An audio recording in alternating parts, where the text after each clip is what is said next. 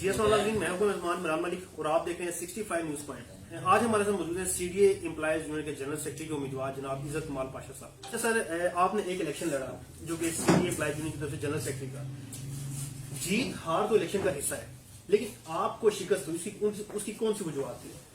سب سے پہلے تو میں آپ کا مشکور ہوں آپ کے چینل کا کہ آپ نے مجھے موقع دیا ہے کہ میں اپنا موقف آپ تک بلکہ عوام تک پہنچا سکوں۔ ہار جیت من جانب رب ہے، وتعز من تشاء وتذل من تشاء۔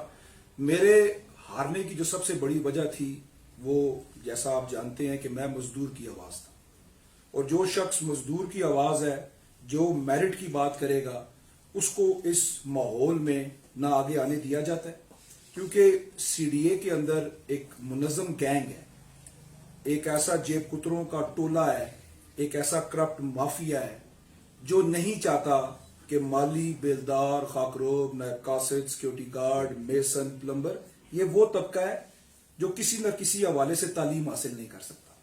جس کے گھر میں آلو، پیاز، ٹماٹر کا مسئلہ، اس کو گھر گاڑی کا مسئلہ نہیں۔ تو میں نے اس کی آواز بننے کی کوشش کی، میں نے ان کرپٹ افسران سے ہاتھ نہیں ملایا، میں نے اس کرپٹ لینڈ مافیا سے، قبضہ مافیا سے ہاتھ نہیں ملایا، تو ظاہر ہے اس کی پھر آپ کو قیمت تو دینی پڑتی ہے۔ اور میں ایک باری نہیں، میں 1000 بار ایسی ہار قبول کرنے کو تیار ہوں جس میں آپ کو ایک غریب کی دعا ملے اور غریب کا مینڈیٹ ملے۔ 4000 ہم نے ووٹ لیا ہے اور یہ جدوجہد جاری ہے انشاءاللہ۔ اچھا سر، کیونکہ سی ڈی اے کے حوالے سے بات چیت کروں گا، وہ یہ کہ الیکشن جو آپ لڑے ہیں اس میں سر ایک تو فرسٹ ورلڈ پلاٹوں کے الاٹمنٹ کے حوالے سے، اور جو جن افسران کے، جن ورکرز کے جو بچے بھرتی ہوتے ہیں، ان میں سر کافی مشکلات ہیں، سر اس کی کیا وجوہات ہے؟ سی ڈی اے کی بدنصیبی یہ ہے کہ چودھری یاسین صاحب کی صورت میں ایک کرپٹ مافیا جو ہینڈز ان گلوز انتظامیہ کی گود میں بیٹھ کے، جب وہ جیتا تو انتظامیہ کو پتہ لگ گیا کہ یار ایک انگوٹھا چھاپ انسان ہم لے آئے ہیں جس کو نہ سی ڈی اے کے قانون کا پتہ ہے، نہ رولز آف بزنس کا پتہ ہے، نہ 92 ریگولیشن کا پتہ ہے، نہ سروس سٹرکچر کا پتہ ہے۔ سیاہ کراؤ، سفید کراؤ، غلط کراؤ، جھوٹ کراؤ، سیاہ کراؤ۔ اس میں کیا ہوا کہ ان کی قیمت انہوں نے کیا لگائی؟ آپ اپنے بچے بھرتی کروا لیں۔ اب جو آپ نے سوال کیا کہ ملازمین کے بچے کیوں نہیں بھرتی ہوئے، آپ دیکھیں کہ چودھری یاسین صاحب کا پورا خاندان بھرتی ہے، لیکن سی ڈی اے کے مزدور کا بچہ بھرتی نہیں ہے۔ ان کے پلاٹس مل چکے ہیں، ان کی پروموشنیں ہو چکی ہیں۔ تو جب آپ اجتماعی سوچ ختم کر کے انفرادی سوچ بناتے ہیں تو پھر کام نہیں ہوتا، صرف اور صرف قبضہ مافیا اور چند لوگ جو ہوتے ہیں وہ اس میں پنپرے ہوتے ہیں۔ یہ سب سے بڑی وجہ لیڈرشپ کا فقدان ہے ہمارے ادارے میں۔ سر تھوڑا سا آپ کے والے سے وہ یہ پوچھوں گا کہ کیونکہ سی ڈی اے کی سیاست میں آپ آ چکے ہیں، سیاسی بیک گراؤنڈ کیا ہے آپ کا؟ آپ کے والد صاحب جو ہیں فرد کمال پاشا صاحب، ان کے حوالے سے بات چیت کروں گا، تھوڑا بتانا پسند کریں گے؟ جناب، میرے والد صاحب کا بیک گراؤنڈ یہ ہے کہ سی ڈی اے کے اندر وہ اس ادارے کے بانی ہیں اور گراس روٹ لیول کے ورکر تھے، اور گراس روٹ لیول سے کس طرح ذوالفقار علی بھٹو کے وہ جیالے تھے، آپ کو سچی بتا دوں، ان کے ویژن کو پسند کرتے تھے، اور اس کے بعد پیپلز پارٹی کو جن وجوہات پہ چھوڑا وہ بھی مزدور کے کاموں کے پیچھے چھوڑا۔ انہوں نے اپنی سیاست کا آغاز سی ڈی اے سے کیا، ایک عام ورکر تھے، میں آپ کو بتا رہا ہوں، ایک عام ورکر کے طور پہ، اور 74 کی دہائی کے اندر ایز اے سینیٹر نامزد ہو چکے تھے۔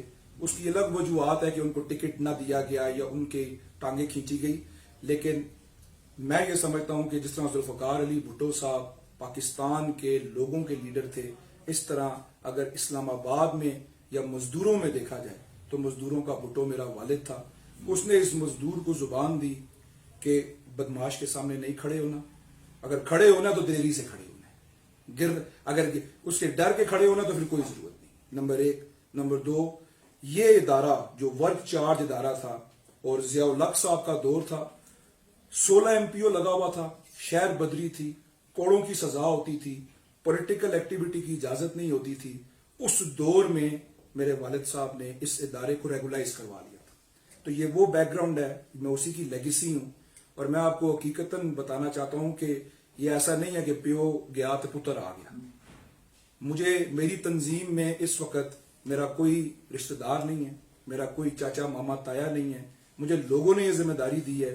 انگلینڈ سے میں کوالیفائڈ ہوں، میں نے ایم بی اے کیا ہوا ہے بینکنگ اینڈ فائننس کے اندر کوونٹری یونیورسٹی برمنگھم سے، اور اسکاٹ لینڈ یارڈ کے ایڈمن سیکشن میں جاب کر چکا ہوں، اور انشاءاللہ تعالی اس ادارے کے اندر جب بھی مجھے اختیار ملے گا तो हम फरद कमाल पाशा की हिस्ट्री दोहराएंगे और गरीब की आवाज बनेंगे। इंटरनेशनली आपने स्टडी किया और वहाँ पे इंटरनेशनल में के अंदर ये होता है कि अमूमन एक एक रुपए का जो अफसरान की उसकी छानबीन होती है, पूछा जाता है। लेकिन हमारे सीडीए के अंदर ये सिस्टम जो है वो ये है कि मजदूर है वो गरीब से गरीब तर होता जाता है और जो अफसर है वो अमीर से अमीर तर होता जाता है। क्या वजह है सर ये? और इन्हीं अफसरान को अमूमन करप्ट कहा जाता है। ये ओवरऑल ये हर जुबान से आम है। इस पे बयान करेंगे जनाब, आपके चैनल के तवज्जो से मैं एक अपील आज करना चाहता हूँ, क्योंकि आजकल सोशल मीडिया का दौर है। मैं नैब, FIA, रैब, जितनी लॉ इन्फोर्सिंग एजेंसीज हैं, अगर वो मेरा मैसेज सुन रही हैं तो मैं बतौर इज्जत कमाल पाशा अपने आप को आज पेश कर रहा हूँ। मैं अपने वालिद की कब्र का ट्रायल करवाने को तैयार हूँ, 28 साल का।